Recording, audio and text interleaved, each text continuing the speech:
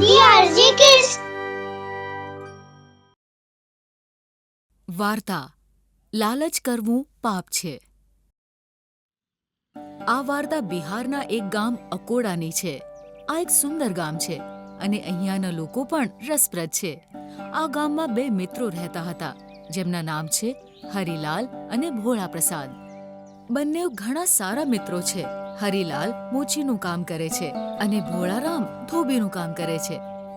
બંને કામ પરથી થાકીને આવ્યા પછી રોજ રાત્રે ગામમાં એક પીપળાના ઝાડ નીચે બેસતા હતા અને અરસપરસની વાતો કરતા હતા. હરિલાલ અને ભોળા પ્રસાદ બંનેની પત્નીઓ એમનાથી ખુશ નહોતી. એ બંને હંમેશા ગુસ્સો કરતી અને વારંવાર ગુસ્સામાં ઘર છોડીને નીકળી જતી. હંમેશની જેમ એક રાત હરિલાલ અને ભોળા પ્રસાદ વાતો કરવા માટે પીપળાના ઝાડની નીચે પહોંચી ગયા. બંનેએ બેસીને વાતો કરવાનું શરૂ કરી દીધું. હરિલાલ, આપણે બંને કેટલાય દિવસોથી આ પીપળના ઝાડની નીચે બેસી રહ્યા છીએ, પણ શું તે આ પીપળના ઝાડ નીચેની એક વિચિત્ર વાત નોંધી કે અહીંયા એક અઠવાડિયા પહેલા 6 પથ્થરો પડ્યા રહેતા હતા, પણ આજે અહીંયા 7 પથ્થરો છે. આ તો એકદમ સાચી વાત કરી દીધી. જો કે આ બધી વાત છોડો ભોલા પ્રસાદ, એમ કે તારો દિવસ કેવો હતો? ક્યાંક તે પાછા કપડાં ધોતા ધોતા ફાડી તો નથી નાખ્યા ને તે? ના, આજે આવું કાંઈ નથી થયું. તું મને કહે, ક્યાંક તે ફરીથી કોઈના જૂતા ખરાબ તો નથી કર્યા ને? ના, આજે તો મારી દુકાને ફક્ત 2 જ ગ્રાહકો આવ્યા. આજે આખા દિવસમાં ફક્ત 5 રૂપિયા જ કમાયો છું. આવું જ ચાલતું રહ્યું તો જીવવું કઠિન થઈ જશે. આ જ હાલત મારી પણ છે. ગ્રાહકથી વધારે તો પોતાના જ ઘરના કપડાં ધોવા પડે છે. હું તો કંટાળી ગયો છું આવા જીવનથી. આપણે કંઈક ને કંઈક તો કરવું જ પડશે, જેથી આપણું નસીબ બદલાઈ જાય.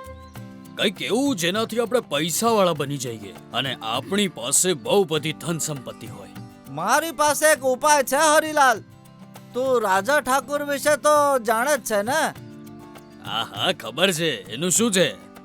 શું તું જાણે છે એ કેવી રીતે રાતોરાત અમીર બની ગયો? નથી ખબર. કહી દે હવે, કેવી રીતે થયો? કાળો જાદુ. કાળો જાદુ? આ શું કહી રહ્યો છે? આવું કઈ ના હોય. હોય છે. આજે એ ખૂબ અમીર અને ધનવાન છે, કારણ કે એણે કાળા જાદુની મદદ લીધી છે. પહેલા એની પાસે કાંઈ જ નહોતું. આપણી જેમ જ ગરીબ અને લાચાર હતો.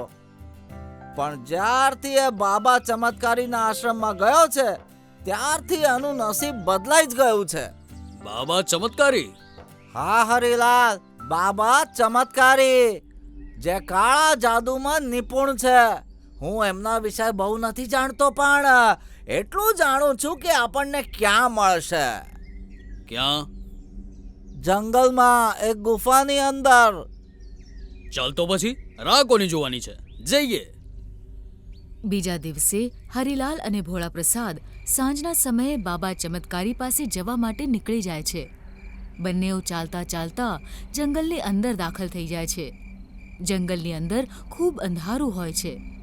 શિયાળાના અવાજો સંભળાવા લાગે છે. બંને ખૂબ ડરી જાય છે, પણ ગમે તે રીતે હિંમત કરીને એ લોકો આગળ વધે છે. થોડીક દૂર ચાલ્યા પછી એમને એક ગુફા દેખાય છે. એ બંને હિંમત કરીને એ ગુફાની અંદર જતા રહે છે અને જુએ છે કે સામે બાબા ચમત્કારી ધ્યાનની મુદ્રામાં બેઠા હતા. બંને એમની પાસે જાય છે અને કહે છે, બાબા, અમે તમારી શરણમાં આવ્યા છીએ. અમારું ભલું કરો બાબા. કોણ છો તમે લોકો અને અહીંયા આવવાનું તમારું કારણ શું છે?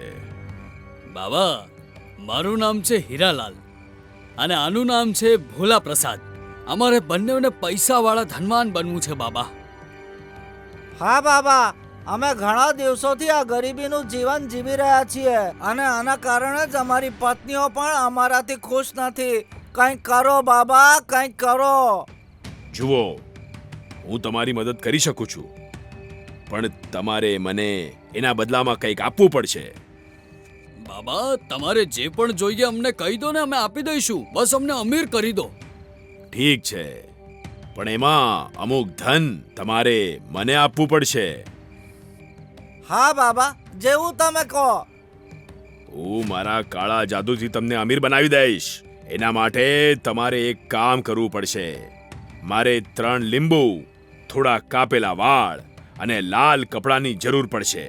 એના પછી એક મોટા પીપળના ઝાડની નીચે આ સામગ્રીને મૂકી દેજો અને હાથ જોડીને મંત્ર બોલજો કે કાળા જાદુના જીન, અમારી ઈચ્છા પૂરી કર, અને ખાડો ખોદવાનું શરૂ કરો. અને એના પછી એ ખાડામાંથી જીન બહાર આવશે અને તમારી ઈચ્છા પૂરી કરશે. બાબા, અમને પીપળનું ઝાડ ક્યાં મળશે? એ પીપળનું ઝાડ તમને ગામની વચ્ચોવચ મળશે. હવે જાઓ, મારા વિશ્રાંતિનો સમય થઈ ગયો છે. જી બાબાજી.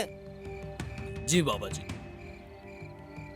હરિલાલ અને ભોળા પ્રસાદ ખુશ થઈને એ ગુફામાંથી બહાર નીકળે છે અને પોતપોતાને ઘરે જતા રહે છે. હરિલાલ અને ભોળા પ્રસાદ જ્યારે ઘરે પહોંચે છે ત્યારે પોતપોતાની પત્નીઓને કહે છે, ભાગ્યવાન, કાલથી આપણું ભાગ્ય ખુલવાનું છે. આપણે અમીર બનવાના છીએ અને હવેથી આપણને લોકો પાસેથી ઉધાર પણ નહીં લેવું પડે. છે ને સારી વાત? હા હા, તું તો આને ચમત્કાર જ સમજી શકે છે. કાલથી હું તારી બધી ઈચ્છાઓ પૂરી કરીશ.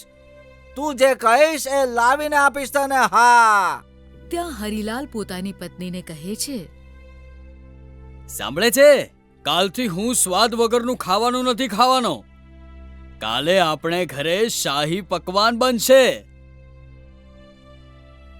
અરે, તને કોણ બનાવવાનું કહી રહ્યું છે? કાલથી આપણા ઘરે રસોઈયો આવશે ને.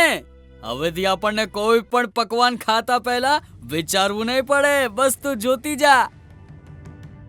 ભાગ્યવાન, જોતી જા. બીજા દિવસે સાંજના સમયે બંને જણા કાળા જાદુની સામગ્રી ભેગી કરવામાં લાગી જાય છે અને રાત પડતાં જ પીપળાના ઝાડની પાસે જતા રહે છે. ઝાડની નીચે ઊભા રહીને બંને કહે છે, અરે મારા ભાઈ, બધી સામગ્રી તો આવી ગઈ. બસ હવે ખોદવાનું શરૂ કરીએ. હરિલાલ અને ભોળા પ્રસાદ સામગ્રીને ઝાડની નીચે મૂકે છે અને એની બાજુમાં ખાડો ખોદવાનું શરૂ કરે છે. બંનેઓ ઘણા સમય સુધી ખાડો ખોદતા રહે છે. 4 ફૂટ ઊંડો ખાડો ખોદ્યા પછી પણ બંનેના હાથમાં કંઈ જ લાગતું નથી અને બંને નિરાશ થઈ જાય છે. ત્યારે ભોળારામ હરિલાલને કહે છે, કદાચ એ બાબા ચમત્કારીએ આપણને મૂર્ખ બનાવ્યા છે. અહીંયા કોઈ જીન કે ખજાનો નથી. હા, કદાચ રાજા ઠાકુરની વાત ખોટી હોઈ શકે છે અને અફવા પણ હશે, પણ આપણે હજુ થોડી વાર પ્રયત્ન કરવો જોઈએ. બંને ફરીથી ખાડો ખોદવાનું શરૂ કરે છે અને થોડીવાર હજુ ખોદતા ખોદતા એમને એક ખજાનાની પેટી મળે છે અને એ ખજાનાની બિલકુલ બાજુમાં મૂકેલો હોય છે એક દીવો. બંને એકબીજાની તરફ જુએ છે અને ખૂબ ખુશ થઈ જાય છે. હરિલાલ અને ભોળા પ્રસાદ બંને એ ખજાનાની પેટીને બહાર કાઢે છે અને એ દીવાને પણ. તને શું લાગે છે, આપણે આને ખોલવું જોઈએ? હા હા, મારે પૈસા વાળા બનવું છે, ભલે ગમે તે થઈ જાય. હરિલાલ આગળ વધે છે અને પેટી ખોલે છે અને પેટી ખોલતા જ એની આંખો ખુલ્લી જ રહી જાય છે. પેટીની અંદર મૂકેલું હોય છે ઘણું બધું સોનું, હીરા, મોતી, ચાંદી અને બીજું ઘણું બધું. હરિલાલની નજર દીવા પર પડે છે અને એ દીવાને ઉપાડીને હાથેથી સાફ કરવા લાગે છે. જેમ જેમ એ દીવાને હાથેથી સાફ કરે છે તેમ અચાનક એની સામે એક મોટો જીન આવીને ઊભો રહે છે. જીનને જોતાં જ બંનેની આંખો ખુલ્લીને ખુલ્લી જ રહી જાય છે. બંને જણા થથરવા લાગે છે. હરિલાલ હિંમત કરીને કહે છે, શું તું અમને ધનવાન બનાવી શકે છે? હા, કેમ નહીં. તમારી પાસે 2 રસ્તા છે. એક તો તમે બંને કોઈ પણ એક ઈચ્છા માંગો, એ હું જરૂર પૂરી કરી દઈશ. કે પછી તમારી સામે જે ખજાનો દેખાય છે તમે એને રાખી લો. બોલો, શું ઈચ્છો છો તમે? હરિલાલ અને ભોળા પ્રસાદ ખુશ થઈ જાય છે અને એકબીજાની તરફ જુએ છે. બંને વિચારમાં પડી જાય છે કે બંને એક એવી ઈચ્છા માંગે જે એમનું જીવન બદલી નાખે, નહીં તો ખજાનો લઈને જતા રહે.